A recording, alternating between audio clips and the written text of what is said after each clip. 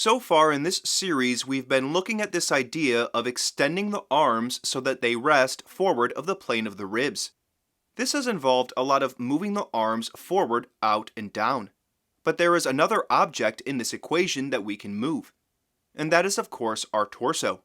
We do not just need to move the arms forward, we need to move the plane of the ribs back. If you've watched the series about the torso, this should come as no surprise.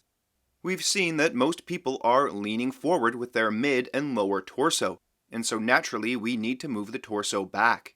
But how we do that is important. We do not want to move the upper sternum back. As we've seen many times, people already tend to move their upper sternum too far back. We want to pull the lower sternum, the lower ribs, and also the iliacs back and up. This will make getting the arms forward of the plane of the ribs more feasible. Today we're going to define another point, this time on the torso, to help us better manipulate the relationship between our arms and our torso. To find this point, a yardstick or any stick will help. Hold the stick like a sword with plenty of hilt. Put the blade of the stick underneath your armpit on the opposite side of your body. The stick needs to be horizontal. You want the tip of the stick to be beyond your back. Make sure you have the stick snugly under your armpit as high as it can go. Take note of your shoulder and elbow when you do this. Did you unnecessarily raise your shoulder or elbow?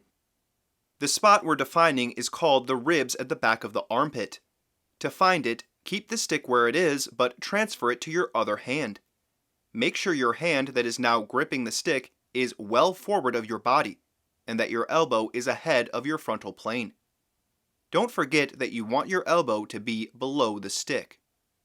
Reach under the stick with your opposite hand and feel where the stick comes out from under your arm.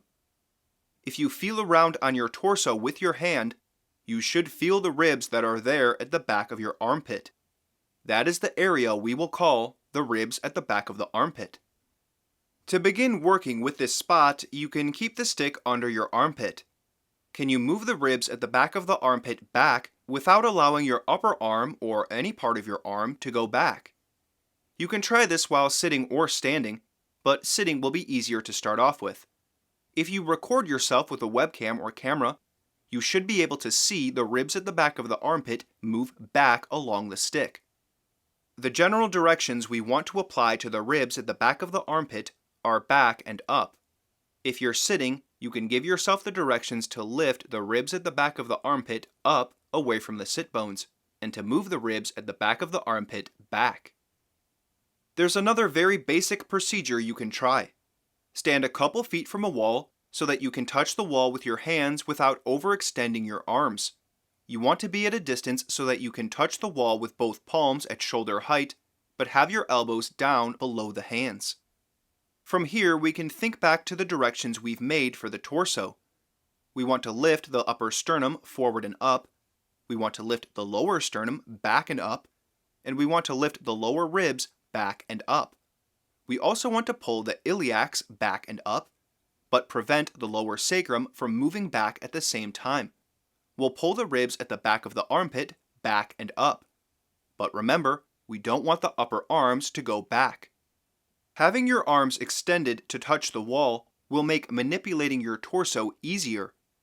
This is because you are getting a lot of weight forward by having your arms extended out in front of you. That will help you get your mid-torso and pelvis back. Most people habitually retract their arms all the time and compensate by moving their mid-torso and pelvis forward. But if you force yourself to extend your arms, you can open up new possibilities for balancing your body in a more reasonable and upright way. While the support of the wall does help, it really isn't what's making the difference. In fact, you can take a small step back so that instead of having your palms against the wall, they are an inch from the wall, and try the adjustment again. You will get just about as much benefit from this as if your hands were against the wall. This is because the real reason this posture helps is that you are forcing yourself to keep your arms extended. If we look at an older image of me compared with a newer one, we can take note of the difference at the back of the armpit. It's very common for people who are retracting their arms to have no significant distance between the back of their arm and their back. This is, of course, what Alexander was talking about when he said that the part of the thorax where the lungs are situated should be seen behind the arms.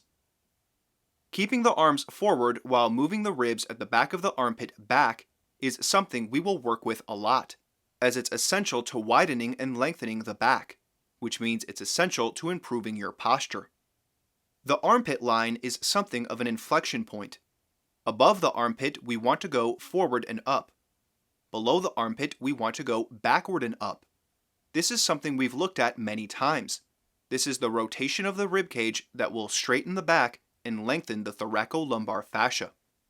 This inflection point is on the torso, not the arms, but what happens in our upper torso has a massive influence over the condition and use of our arms. The arms obviously connect right into the upper torso, but the arms are also directly connected to the pelvis by the latissimus dorsi. The latissimus dorsi is a muscle that most people keep perpetually shortened. What does having this muscle shortened do to the arm and the pelvis? Think it over and then join me next episode, and we'll look at some more ways we can improve the relationship between our arms and our torso.